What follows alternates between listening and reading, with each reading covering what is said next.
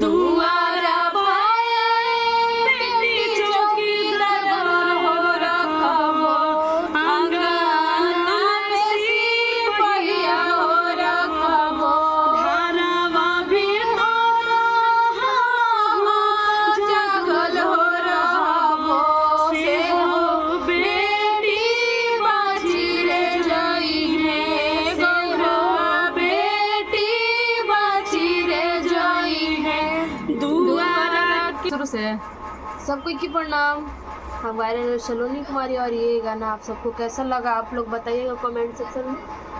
खूब ज़्यादा ऐसी प्यार दुलार आशीर्वाद देते रहिए। तब तक सबको के प्रणाम। हम गायिका सालू शर्मा।